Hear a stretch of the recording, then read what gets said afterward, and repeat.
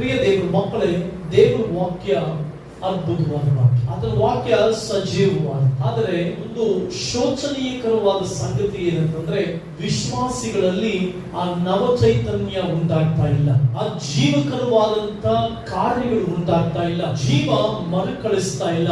ವಾಕ್ಯಕ್ಕೆ ಅನುಗುಣವಾಗಿ ನಡಿಬೇಕಾಗಿದ್ದಂತ ವಿಶ್ವಾಸಿಗಳು, ದೇವರ ಸೇವಕರು ವಾಕ್ಯವನ್ನ ಕೇಳಿಸಿಕೊಳ್ಳುವವರು ಮಾತ್ರವೇ ಆಗಿದ್ದು ಅದರ ಪ್ರಕಾರ ನಡೆಯುವುದನ್ನ ಬಿಟ್ಟುಬಿಟ್ಟಿದ್ದೇವೆ. ದೇವರ ವಾಕ್ಯವನ್ನ ಬಹಳ ಸ್ಪಷ್ಟವಾಗಿ ಕೇಳಿಸಿಕೊಳ್ತೇವೆ, ಆದ್ರೆ ದೇವರ ವಾಕ್ಯದ ಪ್ರಕಾರ ನಡೆದೇ ಜೀವಿಸ್ತಾ ಇದ್ದೇವೆ. ದೇವರ ವಾಕ್ಯದ ಬಗ್ಗೆ ಬಹಳಷ್ಟು ಮಾತನಾಡ್ತೇವೆ, ಮಾತನಾಡುವಂತ ನಾವು ದೇವರ ವಾಕ್ಯಕ್ಕೆ ಅನುಗುಣವಾಗಿ ನಡೆದೇ ಜೀವಿಸ್ತಾ ಇದ್ದೇವೆ. ದೇವರ ವಾಕ್ಯ ನಮಗೆ ಚೆನ್ನಾಗಿ ಗೊತ್ತಿದೆ ಎಂಬಂತ ಭ್ರಾಂತಿಯಲ್ಲಿದ್ದೇವೆ, ಆದರೆ ದೇವರ ವಾಕ್ಯದ ಬದುಕು ನಮ್ಮ ಒಳಗಡೆ ಇಲ್ಲದೆ ಹೋಗ್ಬಿಟ್ಟಿದೆ. ಬಹಳ ಶೋಚನೀಯವಾದಂತ ಸಂಗತಿ ಏನಂತಂದ್ರೆ, ದೇವರ ವಾಕ್ಯದ ಬಗ್ಗೆ ಅರಿವಿದೆ, ದೇವರ ವಾಕ್ಯದ ಬಗ್ಗೆ ಆಲೋಚನೆಗಳಿದೆ, ದೇವರ ವಾಕ್ಯದ ಬಗ್ಗೆ ಬಹಳ ಪೂರ್ಣ ಮಾಹಿತಿ ಇದೆ, ದೇವರ ವಾಕ್ಯವನ್ನ ಬಹಳ ಚೆನ್ನಾಗಿ ಓದ್ತೇವೆ, ಆದರೆ ದೇವರ ವಾಕ್ಯವನ್ನ ಅನುಸರಿಸಿ ನಡೆಯುವಾಗ ಫೇಲ್ ಆಗ್ತಾ ಇದೆ.